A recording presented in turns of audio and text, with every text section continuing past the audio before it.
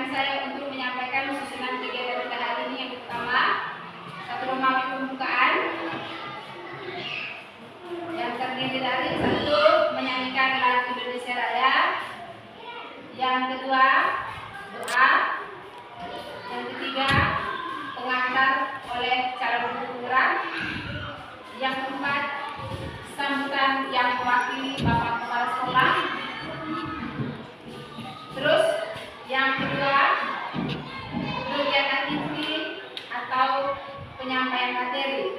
Agendanya cuma satu, yaitu penyampaian materi diseminasi budaya positif di sekolah atau di SD Inggris Berola oleh calon guru penggerak.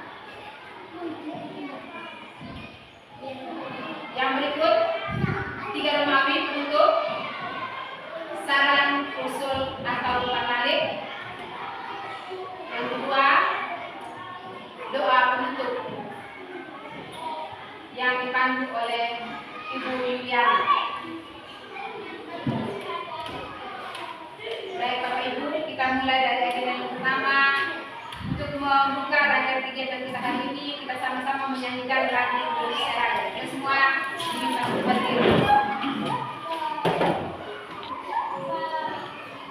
Hiduplah Indonesia Raya, Indonesia tanah airku, tanah tumpah darah. Selanjutnya doa. Baik teman-teman dulu, mari kita bersama di dalam doa kita berdoa. Bapa di dalam surga, kami bersyukur ya Bapa untuk hari ini. Terima kasih kepada Tuhan yang sudah memimpin dalam doa. Yang berikut adalah yang berikut mengantar oleh calon guru penggerak. Sekali lagi selamat siang Bapak Ibu. Selamat siang. Di kegiatan pengantar ini saya perlu informasikan tujuan kegiatan kita pada hari ini, yaitu diseminasi atau penyebaran budaya positif yang mungkin sudah pernah diterapkan di sekolah kita ini. Budaya positif yang sudah kita jalankan bersama dalam kegiatan pembelajaran kita di dalam kelas ataupun di luar kelas yang sudah kita jalankan. Dan kegiatan kita pada hari ini merupakan sebuah kegiatan aksi nyata dalam bentuk rentetan perpilihan saya dalam modul-modul guru penggerak. Dan beberapa modul yang sudah kami lewati, termasuk salah satunya yaitu kegiatan kita hari ini, yaitu aksi nyata tentang penerapan budaya positif di sekolah. Dalam kesempatan ini saya berharap kita semua Bapak Ibu bisa mengikuti kegiatan ini, karena ini nanti yang berkaitan dengan budaya positif yang akan kita terapkan di sekolah kita. Dan kegiatan hari ini merupakan kehadiran Bapak Ibu merupakan nyata dengan Bapak Ibu guru dalam pelaksanaan pemilihan saya dalam pendidikan guru penggerak ini. Dan pada kesempatan ini juga saya berharap semoga Bapak Ibu guru semua bisa menyusul saya nanti di gelombang-gelombang berikutnya. Sekian saja pengantar dari saya, dan waktu selanjutnya yaitu sambutan yang mewakili Bapak Kepala Sekolah. Pada Bapak Hanis, saya bersilakan. Baik, terima kasih atas waktu dan kesempatan yang diberikan kepada saya pada saat ini. Yang saya hormati calon guru penggerak, dan yang sama juga saya hormati kita semua yang hadir pada saat ini. Tadi saya diminta oleh menilai untuk mewakili kepala sekolah untuk menyampaikan kata-kata atau sapaan, karena Bapak Kepala Sekolah ada halangan. Jadi kebetulan saya yang paling senior yang mungkin diberi kepercayaan untuk mewakili kepala sekolah.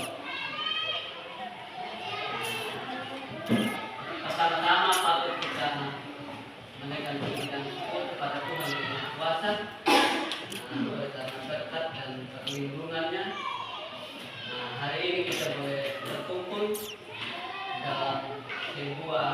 kegiatan. Kegiatan ini merupakan lanjutan dari kegiatan yang lalu. Jadi saat ini akan kita melakukan kegiatan diseminasi budaya positif. Sesuai apa yang disampaikan oleh Mama Mimi tadi. Jadi oleh karena itu,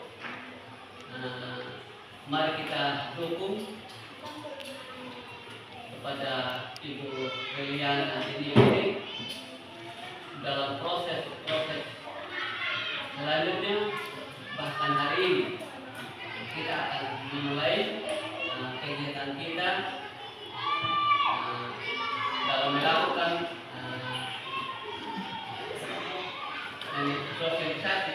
sosialisasi, diseminasi budaya positif. Jadi mari kita mengikuti dengan baik, sehingga apa yang kita dapatkan, yang kita peroleh pada saat ini boleh kita terapkan di sekolah kita untuk kita mendidik anak-anak kita sebagai penerus bangsa. Jadi itu saja yang dapat saya sampaikan. Sekian dan terima kasih.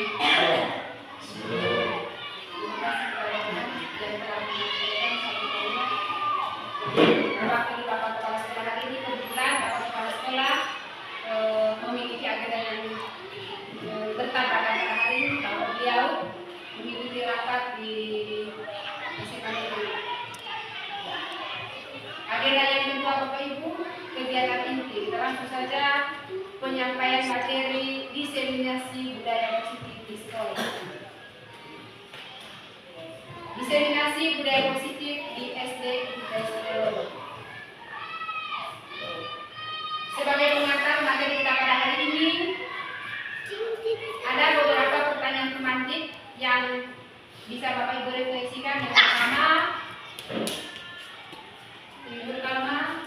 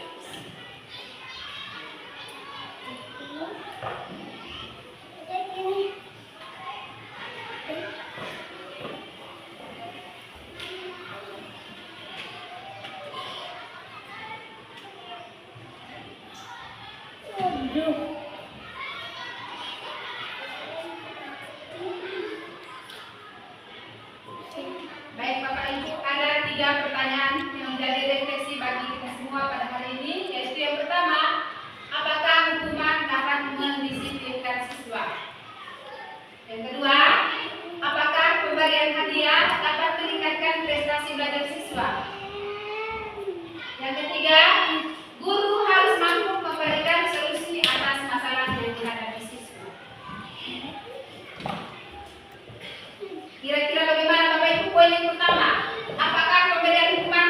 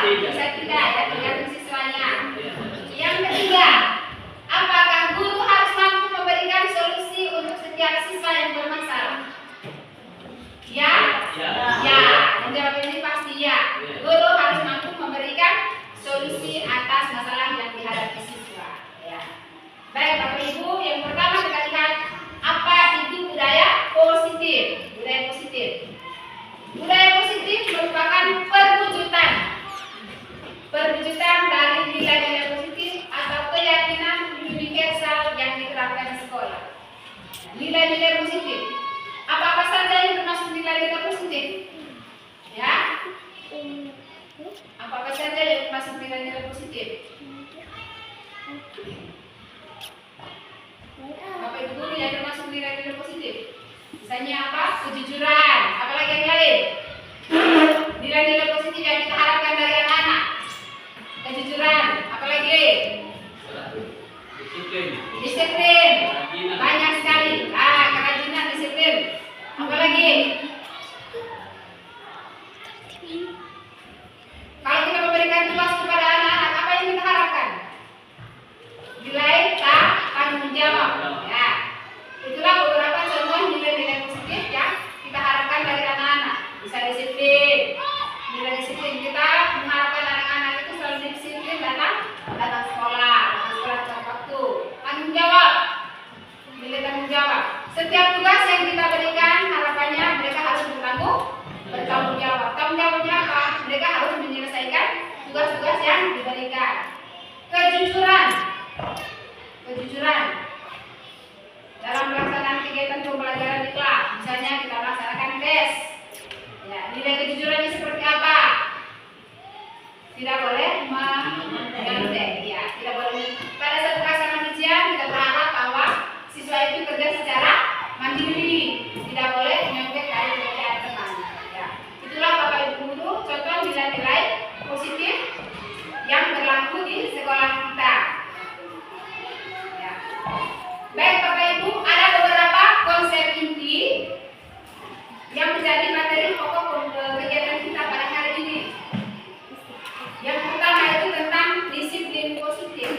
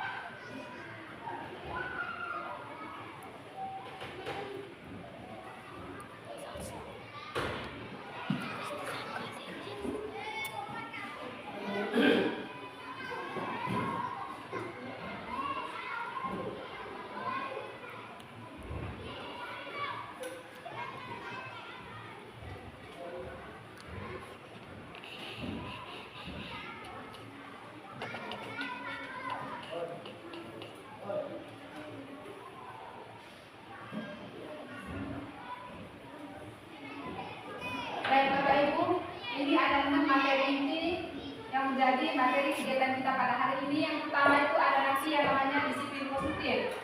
Yang kedua, motivasi perilaku manusia.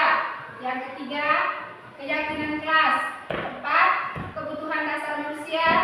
Yang kelima, posisi kontrol guru. Dan yang terakhir nanti segitiga restitusi. Ya. Seperti apa yang pelaksanaannya, mari kita ikuti bersama.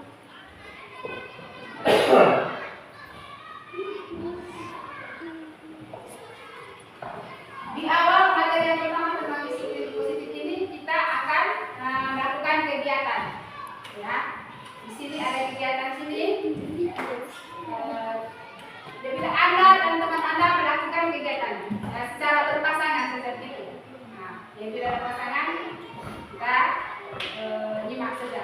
Anda dan teman Anda melakukan kegiatan. Nama kegiatannya adalah cobalah buka. Nama kegiatannya cobalah buka. Anda adalah A. Tugas Anda silakan mengepalkan salah satu tangan Anda.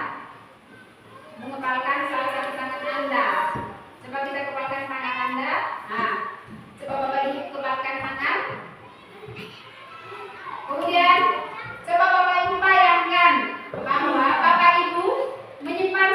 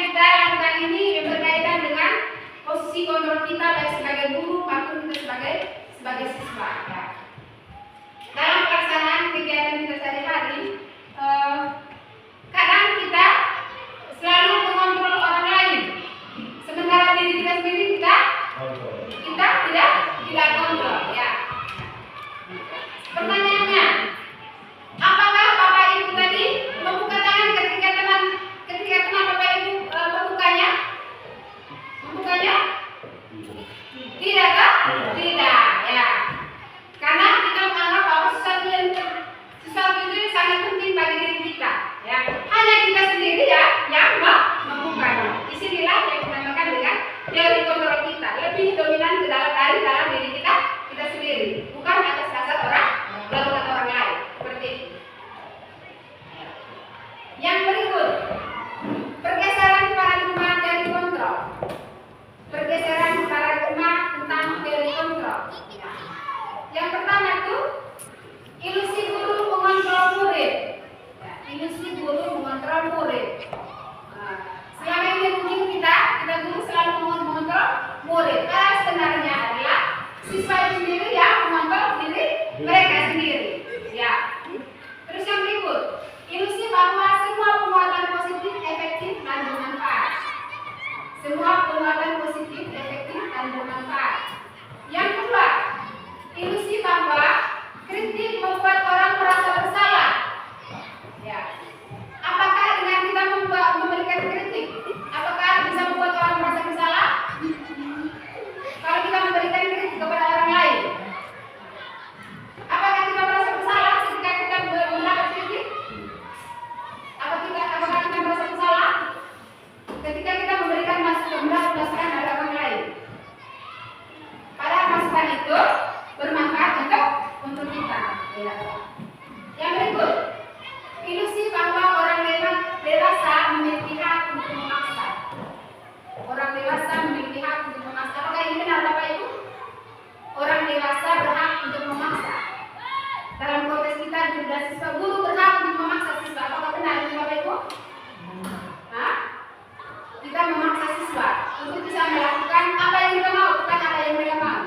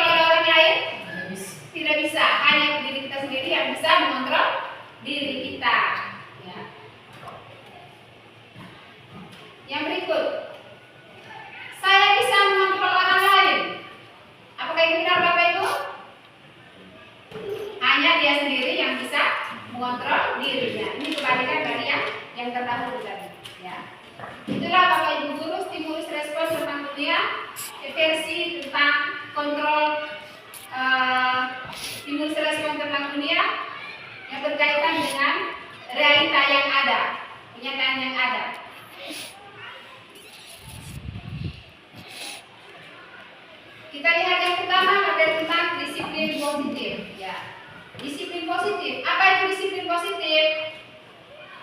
Disiplin positif merupakan salah satu cara penerapan disiplin yang bertujuan untuk menumbuhkan kesadaran. Serta memberdayakan anak untuk melakukan sesuatu tanpa sogokan, atau tanpa paksaan, tanpa ancaman, ataupun tanpa hukuman. Di sini kata kuncinya di sini. Kita memperlakukan siswa tanpa adanya hukuman, tanpa adanya paksaan, tanpa adanya ancaman.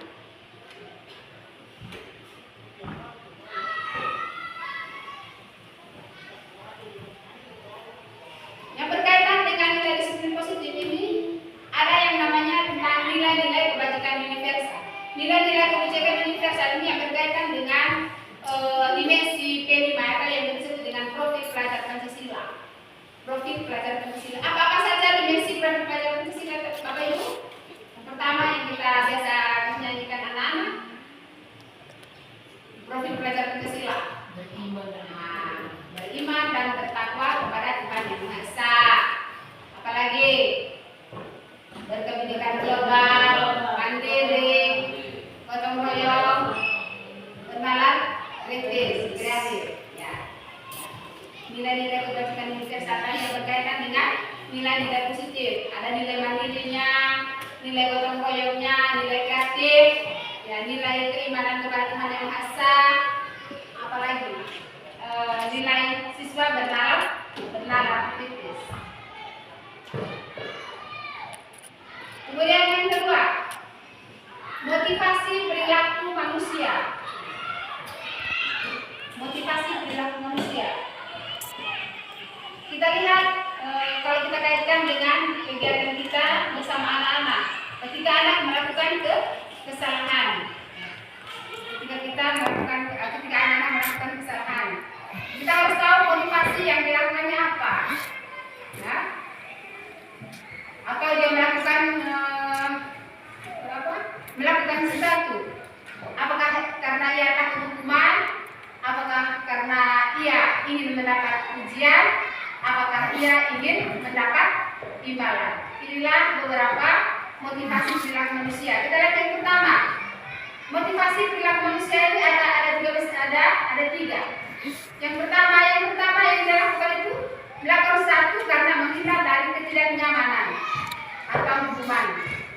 Katakan saja siswa yang selalu berpakaian rapi di sekolah, selalu berpakaian rapi di sekolah. Bisa saja motivasinya ada dasar dia dalam diri. Bisa juga karena takut dihukum. Takut karena itu guru piketnya si Pak Guru ini. Biasanya kalau Pak Guru ini yang piket, maka dia harus memeriksa semua perlengkapan pakaian yang dipakai oleh siswa. Bisa saja dia melakukan ini karena untuk menghindar dari hukuman. Yang kedua, untuk mendapat imbalan. Siswa melakukan sesuatu, apakah dia melakukannya berdasarkan atas motivasi diri ataukah ia ingin mendapat imbalan. Misalnya, ia selalu membantu temannya. Ia selalu membantu temannya. Apakah motivasinya karena ia benar-benar ingin membantu temannya, ataukah ia juga ingin mendapat balasan imbalan dari temannya itu? Ya. Itu motivasi ingin mendapat imbalan. Yang ketiga, ingin menghargai diri sendiri dan menjadi orang yang diinginkan oleh orang lain atau yang diinginkan oleh dirinya. Misalnya ia selalu disiplin datang sekolah. Dia disiplin datang sekolah karena benar-benar dia ingin menjadi orang yang disiplin. Tanpa adanya rasa takut akan hukuman, tetapi dia benar-benar ingin mendisiplinkan dirinya sendiri. Ya. Itu ada tiga motivasi perilaku manusia. Ya.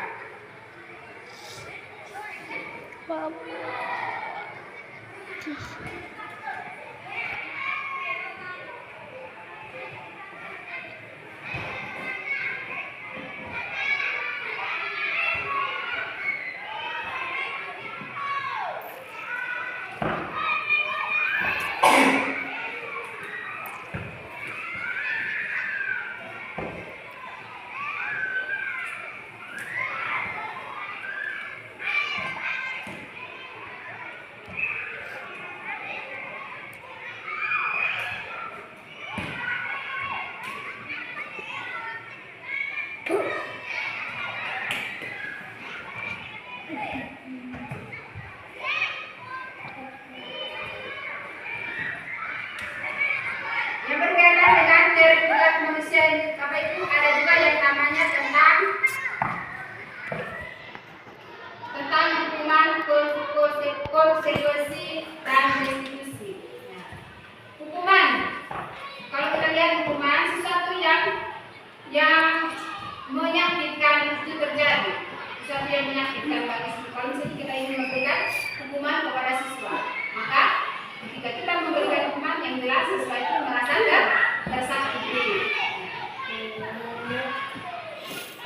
Terus yang berikut konsekuensi. Ketika siswa melakukan pelanggaran terhadap suatu apa yang disepakati bersama, maka konsekuensinya apa? Dia harus menerima apa yang menjadi konsekuensi atau apa yang menjadi kesepakatan bersama.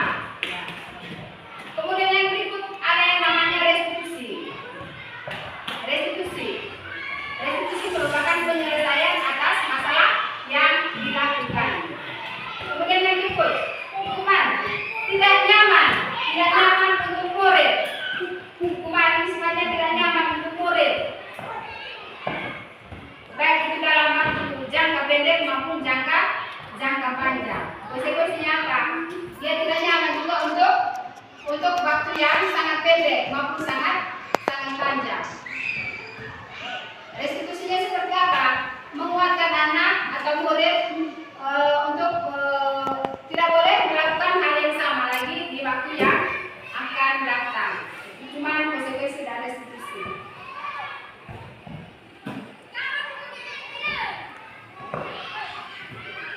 Sekarang dari 3 istilah tadi Bapak Ibu, hukuman, konsekuensi dan restitusi. Kita bisa mendapatkan gambaran bahwa hukuman. Kalau kita lihat hukuman itu apakah semuanya terencana Bapak Ibu? Hukuman, konsekuensi dan restitusi. Kalau kita memberikan hukuman kepada siswa, apakah kita sudah merencanakannya? Tidak, ya. Nah, hukuman itu bersifat spontan karena kita tidak tahu apakah siswa melakukan kesalahan di saat yang mana nanti. Ya. Sifatnya spontanitas. Hukuman tidak berencana dan bersifat satu arah. Bersifat satu arahnya bagaimana? Tanpa melibatkan siswa, hanya guru yang melakukannya. Siswa tidak tahu. Tanpa ada kesepakatan antara siswa dan guru. Hukuman sifatnya bagaimana? Bisa berupa hukuman fisik, bisa berupa jeler, ya, hukuman fisik. Psikis, misalnya kita mengeluarkan kata-kata yang sifatnya mengancam kepada siswa. Ya. Hukuman psikisnya mengganggu kejiwaan siswa. Atau mungkin guru menggunakan kata-kata yang kasar, yang menyakitkan siswa. Yang mungkin saja kata-kata yang kita keluarkan siswa tidak terima. Seperti itu. Kemudian yang kedua, konsekuensi. Kalau konsekuensi itu bersifat terencana, memang sudah disepakati. Kalau misalnya besok engkau terlambat lagi, misalnya Anton. Kalau misalnya besok engkau datang terlambat lagi Anton, apa konsekuensi yang harus kita lakukan Anton? Kira-kira kamu apa? Saya tidak boleh masuk dalam kelas. Misalnya konsekuensinya seperti itu. Berarti ada kesepakatan antara siswa dan guru. Bedanya konsekuensi dan hukuman. Kalau hukuman tadi sifatnya satu arah, hanya yang dilakukan oleh guru, siswa tidak tahu. Sementara konsekuensi tidak. Sifatnya berdasarkan kesepakatan antara pihak guru dan siswa. Kemudian yang ketiga, restitusi. Proses menciptakan kondisi bagi murid untuk memperbaiki kesalahan mereka. Ketika ada siswa yang selalu terlambat datang sekolah tadi, disinilah restitusi itu berlaku. Kita sebagai guru mencari solusi supaya yang punya kebiasaan datang terlambat di sekolah itu bisa berubah. Solusinya bagaimana? Maka kita guru bersama siswa yang bersangkutan mencari jalan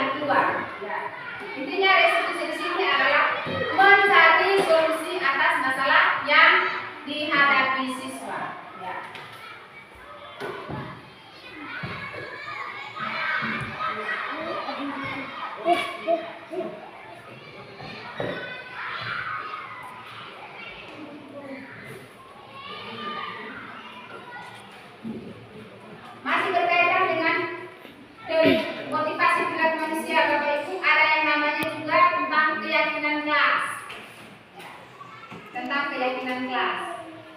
Mungkin kita pernah dengar tentang keyakinan kelas. Keyakinan kelas, apakah sama dengan peraturan kelas? Keyakinan kelas. Keyakinan, kesepakatan, keyakinan sama dengan kesepakatan. Apakah sama dengan peraturan? Keyakinan, peraturan. Peraturan. Mungkin ada yang bisa berpendapat peraturan tidak sama ya? Betul. Kalau peraturan itu sifatnya sama kayak lingkungan yang sifatnya searah, ya. Peraturan itu dibuat oleh guru. Sementara keyakinan sama dengan kesepakatan disepakati antara siswa dan guru. Peraturan tidak sama dengan keyakinan. Peraturan tidak sama dengan keyakinan kelas, tidak sama. Kalau peraturan sifatnya searah dibuat oleh guru. Sementara kesepakatan atau keyakinan kelas disepakati bersama antara siswa dan guru.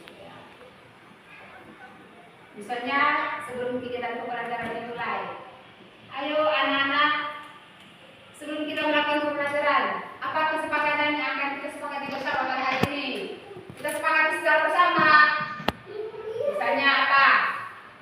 Kita mengikuti pembelajaran dari awal sampai selesai. Sepakat anak-anak? Pasti lagi sepakat, itu berarti ini berdasarkan kesepakatan bersama. Tidak boleh ada yang keluar masuk kelas. Sepakat atau tidak anak-anak? Sepakat. Berarti ini hasil kesepakatan bersama. Lain halnya aturan. Aturan itu dibuat oleh pihak guru. Ya.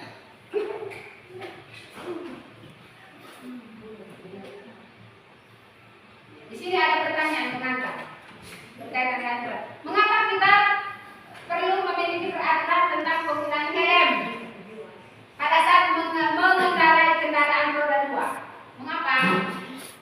Mengapa kita memiliki peraturan tentang penggunaan helm pada saat mengendarai kendaraan roda 2? Peraturan, betul, peraturan. Ya. Mengapa kita memiliki peraturan tentang penggunaan masker dan mencuci tangan setiap saat? Bisa saja untuk alasan kesehatan. Yang pertama tadi alasannya apa? Kita memakai helm alasannya apa? Untuk melindungi diri, untuk alasan keselamatan, kenyamanan. Ya, bisa.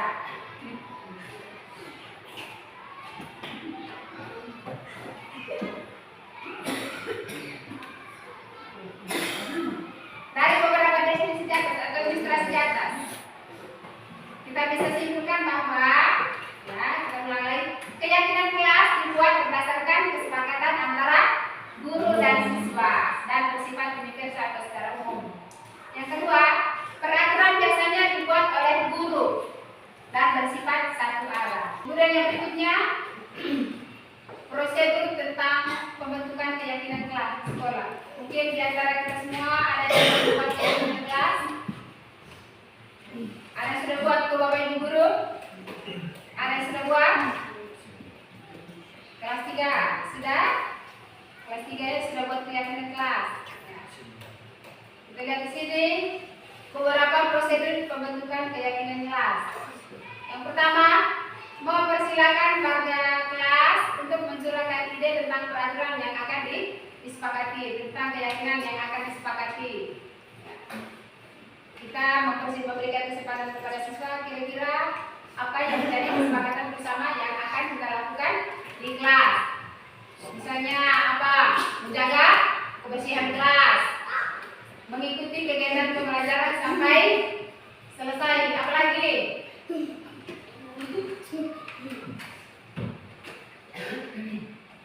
Menghormati guru dan teman.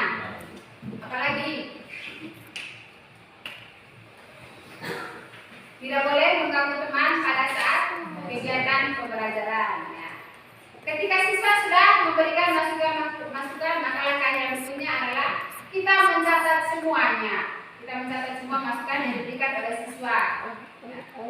Kemudian langkah yang berikut, ganti kalimat negatif menjadi positif. Ya. Ketika dalam kesepakatan itu ada kalimat yang masih bersifat kalimat Negatif misalnya, jangan mengganggu teman pada saat pembelajaran. Kita usahakan cari kalimat, ubah kalimat ini menjadi sebuah kalimat positif. Jangan mengganggu teman. Kita ubah menjadi bisa saja menghargai teman pada saat kegiatan pembelajaran. Jangan bolos pada saat jam pelajaran. Kata jangan ini yang kita rubah karena ada kata jangan. Jadi sifatnya negatif. Kita ganti dengan kalimat lain. Kita harus disiplin waktu. Intinya kesepakatan kelas yang dibuat itu harus dalam bentuk kalimat positif. Ya. Usahakan jangan ada kalimat yang negatif, yang ada kata jangan, yang ada tidak, seperti itu. Kemudian yang berikut, tinjau kembali curahan pendapat yang terkumpul. Tinjau kembali curahan pendapat yang terkumpul dan susun menjadi keyakinan kelas. Bisa saja dari beberapa pendapat saya katakan 20 siswa yang ada di kelas 3 misalnya. Ada beberapa pendapat yang sama. Yang sama itu kita jadikan satu. Yang sama kita jadikan satu kalimat. Misalnya ada 5 siswa yang menulis tentang jaga kebersihan kelas, maka kita satukan. Tidak boleh mengganggu teman pada saat pembelajaran. Mungkin ada 5 orang yang tulisnya begitu, maka kita tulis menghargai teman. Berdoa sebelum pelajaran dimulai. Kita gabungkan ide-ide seperti itu. Kemudian dari beberapa keyakinan kelas mungkin bisa lebih dari 7, ya. Mungkin dari keyakinan kelas yang sudah dibuat oleh siswa lebih dari 7. Kita tinjau ulang, ya. Tinjau ulang keyakinan kelas yang sudah dibuat itu. Usahakan keyakinan kelas itu kita buat hanya 3 sampai 7 keyakinan. 3 sampai 7 keyakinan, tidak boleh lebih dari 7. Kenapa? Supaya siswa mudah mengingatnya. Semakin banyak keyakinan yang kita buat, belum tentu siswa mengingat. Usahakan keyakinan itu dibuat hanya 3 sampai 7 keyakinan saja, supaya siswa mudah mengingatnya. Kemudian yang berikut, meninjau dan menyetujui dengan menandatanganinya. Ketika mereka sudah menuliskan itu, meminta mereka untuk menandatanganinya. Bisa dalam bentuk tanda tangan. Kalau misalnya kita kelas rendah, anak kelas 1-2 yang belum tanda tangan, mereka juga pakai cap jempol. Itu diakui juga. Mereka belum bisa tanda tangan pakai cap jempol saja. Taruh tinta, cap di tulisan yang mereka tulis. Kemudian selanjutnya, keyakinan kelas itu ditempel di dinding kelas. Ini adalah hasil yang terakhir itu. Keyakinan kelas yang sudah mereka cap itu kita tempel di dinding kelas. Seperti yang kemarin di kelas juga seperti itu. Seperti itu Bapak Ibu Guru, kita berharap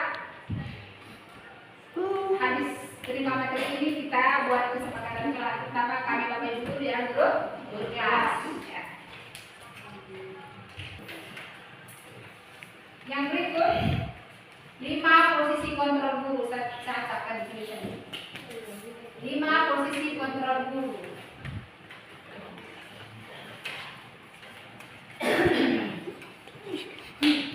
Yang pertama itu Bapak Ibu ada yang namanya penghukum. Guru sebagai penghukum.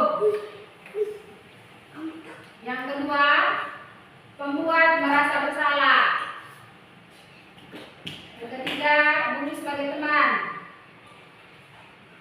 Yang keempat, guru sebagai pemantau. Dan yang kelima, sebagai manajer.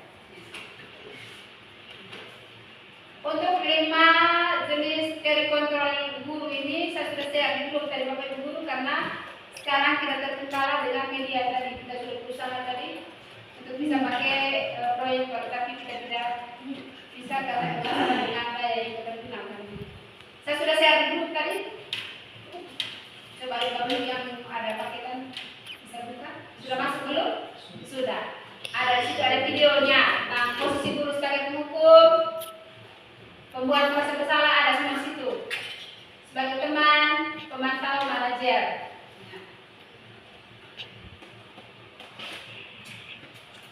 Diberi kesempatan kami untuk menonton videonya.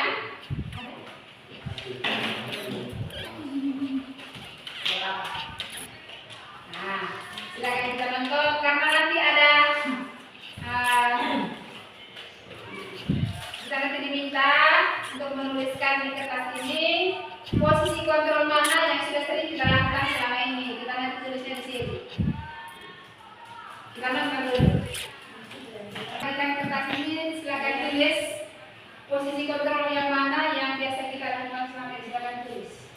Sudah paham? Tuliskan jujur. Ini sebagai bahan refleksi yang baru tulis semua. Tidak semua. Silakan dulu. Silakan.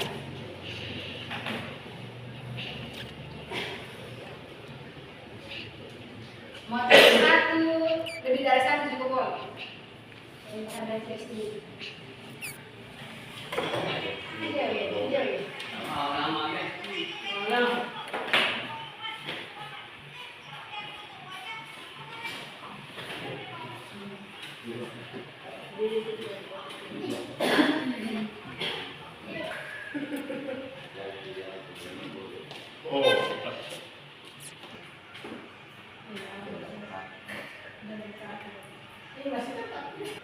Bersama tadi, kira-kira posisi guru yang ideal tadi yang mana Bapak Ibu? Menghukum, membuat merasa bersalah, teman, memantau, teman aja. Ya? Banyak menjadi penghukum tadi. Tergantung refleksi Bapak Ibu guru. Sekarang pertanyaan saya, kalau kita lihat dari video yang kita sudah nonton bersama tadi, idealnya atau yang diharapkan kita sebagai guru posisi yang mana Bapak Ibu? Manajer sebagai manajer. Kira-kira kenapa Pak Guru? Manajer? Kalau kita lihat di teman tadi posisi sebagai manajer. Di sini ya, silakan Pak Guru. Memang dari awal kita pertama itu namun saya tetap melakukan hal yang sama. Kita melakukan hal yang sama ya. Cara yang berlaku Tidak ada efek samping. tidak ada efek samping sama sekali tidak ada perubahan.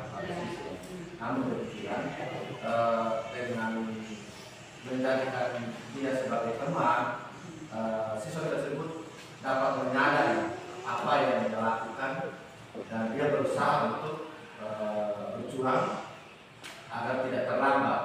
Nah, ketika dia berada pada posisi dia sebagai manajer, dia mempunyai niat yang begitu tinggi dan walaupun semangatnya dan tidak tolong terrealisasi apa yang dia lakukan, apa yang dia katakan, tapi meyakinkan bahwa dia mau berubah untuk meninggalkan kebiasaan lama dan mau untuk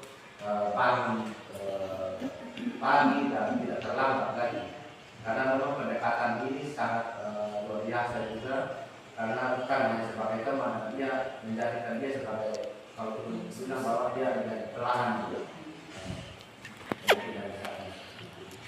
Di mana di sini tadi kita lihat di video tadi bahwa ketika ada siswa yang melakukan kesalahan, maka peran guru di sini adalah mencari sebuah solusi supaya dia tidak melakukan hal yang sama di hari esok. Mencari pemecahan masalah terhadap kesalahan yang dibuat oleh guru. Ya. Itulah Bapak Ibu posisi ideal sebagai seorang guru adalah posisi kontrol sebagai seorang manajer. Ya. Di sini dijelaskan tetap posisi seorang guru bisa dilihat dari bahasanya. Kita lihat di sini satu persatu. Posisi sebagai penghukum. Kita lihat kalau kita lihat di video tadi bahasa yang digunakan guru bagaimana? Menghardik, menunjuk, Darin. Maka dia punya nada agak tinggi, nada marah. Menunjuk, berkacang pinggang, lalu membentak. Dengan cara membentak ini maka ia dengan secara tidak langsung yang memberikan hukuman secara verbal. Ya. Dampaknya apa? Anak menjadi pendendam dan tidak menyukai guru atau mata pelajaran tertentu. Mata pelajaran yang memberikan hukuman kepadanya, itu dampaknya. Kemudian yang kedua, membuat merasa bersalah. Suaranya lembut, namun menyalahkan siswa. Yang tadi, Hei, engkau menghormati terus. Engkau tidak kasihan sama saya. Kau sudah teriak dari tadi. Dengan guru mengeluarkan bahasa seperti itu, maka siswa dengan sendirinya merasa bersalah. Seperti itu. Guru menyatakan kesalahannya pada siswa dan guru menjadi menderita. Dampaknya apa? Membuat siswa merasa bersalah dan rendah diri terhadap guru yang bersangkutan. Kemudian yang berikut, posisi teman. Guru bersikap ramah, cenderung bersenda gurau untuk menghangatkan suasana. Dampak, ada juga dampak nih. Kalau kita selalu memposisikan diri sebagai teman terhadap siswa, kadang juga semakin kita berperilaku teman dengan mereka, maka mereka juga semakin istilahnya memperlakukan mereka juga memperlakukan kita sebagai teman lagi, begitu. Itu ada efeknya juga. Dampaknya apa? Murid bergantung pada satu orang guru saja, dan dia membuat siswa itu sendiri tidak mandiri. Ini kan ada satunya guru penyelamat. Ketika kita memberikan tugas kepada dia, tugas yang kita berikan dia kerja. Kenapa? Iya, Pak Guru kan baik. Dia tidak pernah marah sama saya. Dia kan jadi temannya saya. Itu dampaknya. Tugas yang kita berikan dia tidak kerja karena dia bergantung. Dia kan orang baik, tidak bisa kerja, terlalu baik dengan saya. Seperti itu. Murid tergantung pada guru yang bersangkutan. Kemudian yang berikut, posisi pemantau. Nada bicara dan ekspresinya datar. Kalau kita lihat dalam video tadi, ya. Pemantau tetap memantau saat siswa diberi sanksi. Ketika guru yang bersangkutan melihat guru lain memberikan sanksi kepada murid lainnya, dia sebagai pemantau saja, tapi tidak berkomentar. Coba dia berikan masukan yang positif, memberikan hukuman itu tidak baik, tetapi dia hanya memantau saja, melihat saja. Dampaknya apa? Menghitung hadiah hukuman yang diberi tanpa melihat nilai kebajikan. Tanpa apa nilai kebajikan dari hukuman yang kita berikan? Apa nilai positif untuk dia? Ketika kita memberikan hukuman kepada siswa, apakah ada efeknya untuk dia? Apakah ada perubahan yang lebih baik yang ada pada dirinya?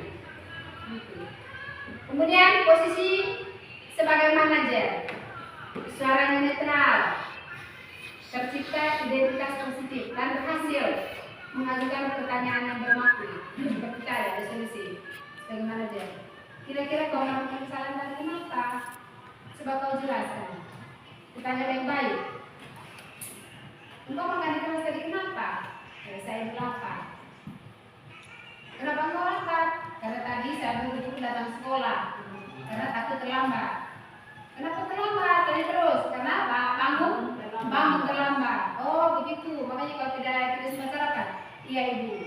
Lalu setelah kita mendapatkan jawaban dari siswa, kita mencari solusi penawaran kepada dia. Kira-kira apa yang engkau lakukan biasa supaya hari ini engkau tidak makan di kelas lagi? Pasti dia mendapat jawaban. Besok saya harus makan pagi ibu. Supaya kau bisa makan pagi, kenapa? Bagaimana apa yang kau lakukan? Saya harus bangun cepat ibu. Oh itu yang kau lakukan, iya ibu. Disinilah ada solusi yang ditawarkan oleh guru bersama siswa. Disinilah posisi manajer itu berlaku oleh seorang guru. Dampaknya apa?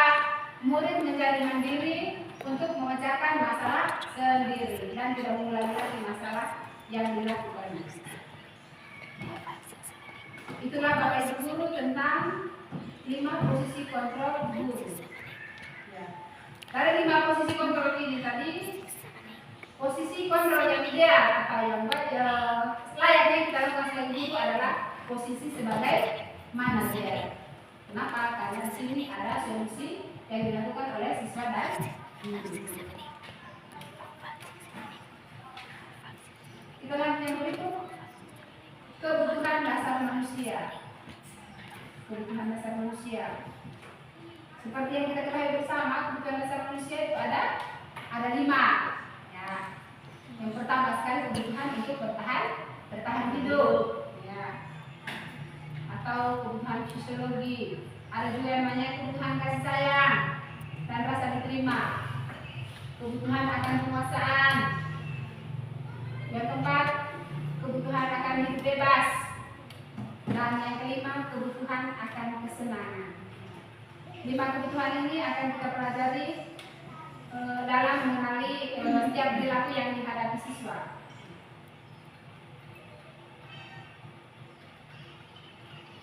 Di sini ada contoh kalimatnya. Aku senang main kejar-kejaran dengan ibu guru. Seru. Aku senang main kejar-kejaran dengan ibu. Berarti di sini kebutuhan apa yang dia ingin capai, Bapak Ibu? Bermain, berarti dia kebutuhan akan hidup senang. Dia ingin bersenang-senang. Ya. Ibu kejar aku karena ibu guru sayang aku. Sayang, kata kunci di sini sayang. Ibu kejar aku karena ibu guru sayang aku. Berarti di sini kebutuhan akan rasa sayang yang diterima oleh gurunya. Ya. Kemudian, aku hebat kan bisa buat ibu guru kejar aku. Berarti di sini dia mengakui dirinya bahwa dia hebat. Kalau kita kaitkan dengan 5 kebutuhan tadi, maka dia masuk di kebutuhan akan penguasaan dirinya. Hebat. Aku hebat kan bisa bikin ibu guru kejar aku. Dia mengakui dirinya bahwa dia hebat. Kemudian, aku bosan belajar mewarnai terus di dalam kelas, Bu. Aku mau bermain-main di luar saja. Kebutuhan akan hidup. Kira-kira kemana nih, Bapak? Aku bosan. Dia ingin hidup dalam melakukan sesuatu yang bebas. Nah, bebas. Bukan hanya menggambar di dalam kelas, tapi dia ingin juga melakukan kegiatan di luar kelas.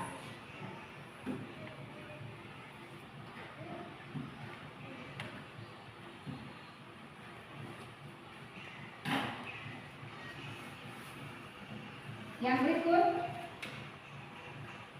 praktek segitiga restitusi.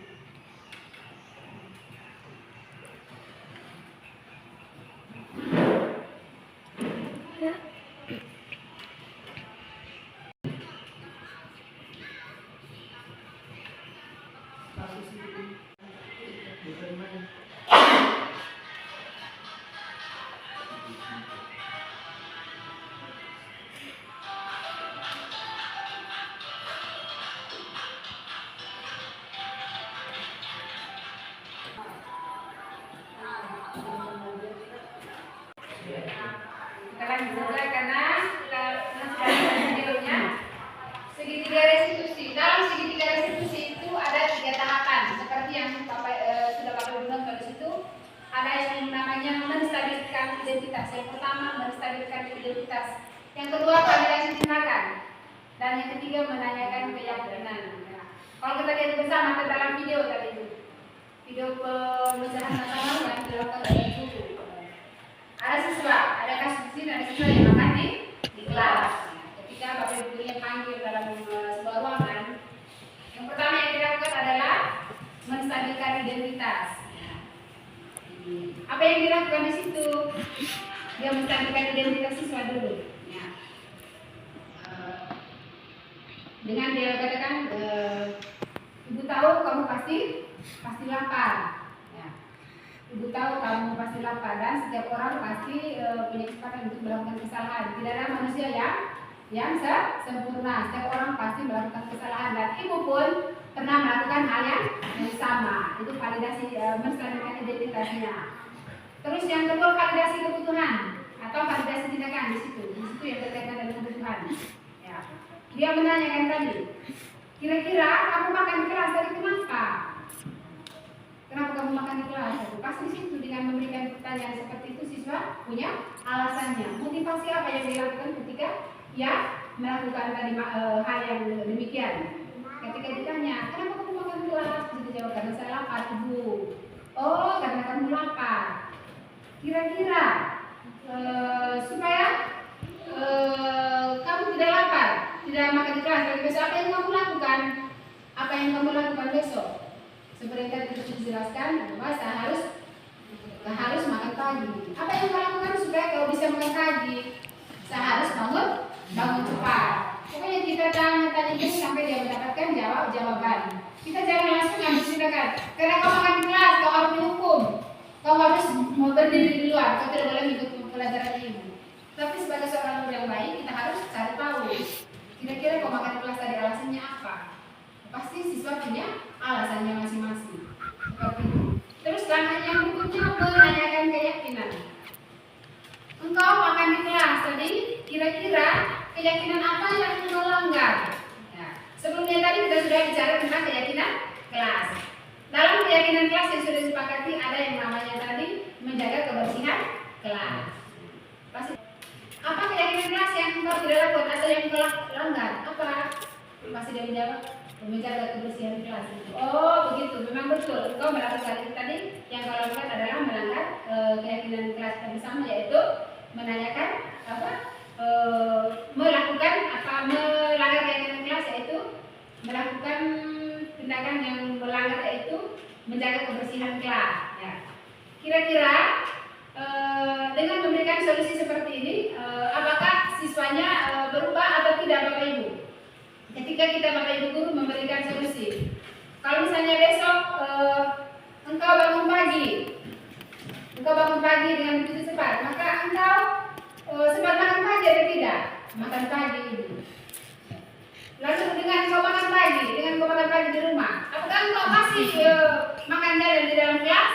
Pasti dia dijawab tidak, Ibu, karena saya sudah siap memang makan pagi dari rumah. Nah, solusi-solusi seperti inilah yang harus dilakukan oleh Bapak Ibu guru supaya siswa ini tidak melakukan kesalahan lagi di hari-hari yang akan datang. Inilah Bapak Ibu, ada 3 tahapan segitiga diskusi dalam hal penyelesaian masalah yang dihadapi oleh siswa. Yang pertama tadi melestarikan identitas, yang kedua validasi kebutuhan, kita tanya dulu baik-baik tadi apa alasannya engkau makan di kelas, dan menanyakan keyakinan apa yang dia langgar. Ya.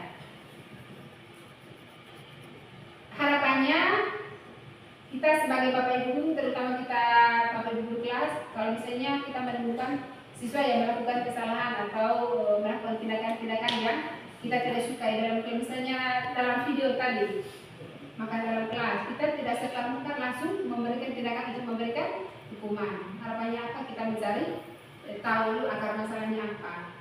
Kita tanya baik-baik. Saya makan di kelas karena saya lapar. Kemudian setelah itu kita mencari solusi supaya dia tidak melakukan hal yang sama di hari esoknya. Seperti itu Bapak Ibu guru. Baik Bapak Ibu guru, segitiga restitusi ini sebagai materi terakhir kegiatan kita pada hari ini. Waktu selanjutnya saya beri kesempatan kepada Bapak Ibu guru untuk memberikan saran, masukan atau umpan balik terhadap kegiatan kita pada hari ini. Kesempatan selanjutnya saya beri kesempatan kepada Bapak Ibu guru. Silakan Bapak Ibu.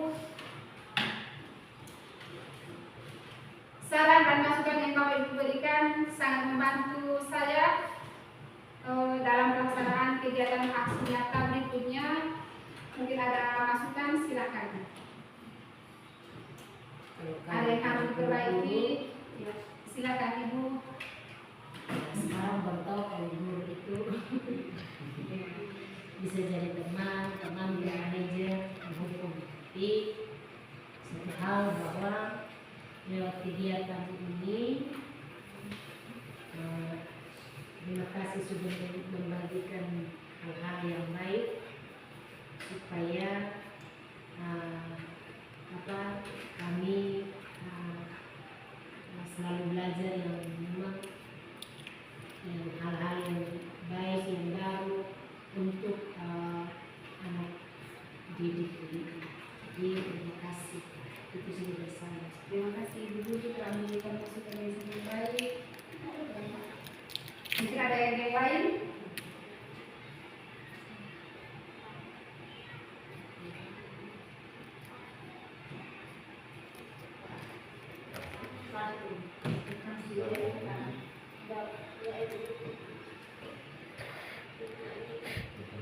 Ada lagi?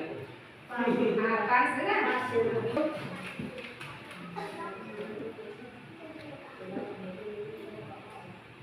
Tidak ada lagi? Masih ada? Silakan Pak Guru. Pak Simeon, silakan. Itu ya. Nah, sudah hafal ya.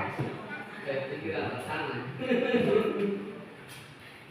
Sebagai penutup kegiatan kita hari ini, saya menyampaikan sekali lagi saya menyampaikan terima kasih kepada Bapak Ibu guru semua semua karena sudah meluangkan waktunya untuk belajar bersama saya pada hari ini untuk mendengarkan topik baik yang boleh dikatakan pasti baik bagi guru karena penerapan nilai positif ini sangat berguna bagi sekolah kita. Seperti tadi yang berkaitan dengan posisi kontrol kita sebagai guru tadi. Ya. Mungkin kita selama ini sering melakukan atau pada posisi sebagai penghukum. Semoga dengan melakukan kegiatan dengan kita mengikuti kegiatan pada hari ini, ya kita berubah posisi menjadi manajer lah. Dimana kalau kita tahu bersama bahwa posisi manajer di sini tadi kan kita sebagai guru mencari solusi setiap masalah yang dihadapi siswa. Bukannya sebagai kita menghukum ketika siswa melakukan kesalahan, tapi kita hendaknya memposisikan diri sebagai seorang manajer bagi siswanya. Terus pada kesempatan yang kedua saya berharap saja lagi-lagi saya meminta dukungan dari Bapak Ibu semua, mohon dukungan doanya supaya saya tetap bisa melaksanakan kegiatan CGP ini dari awal hingga akhir nantinya sampai mendapatkan apa yang kita harapkan dulu. Dan Bapak Ibu guru, sebelum kita berangkat dari tempat ini, mohon kesediaan Ibu ini untuk kita dalam doa.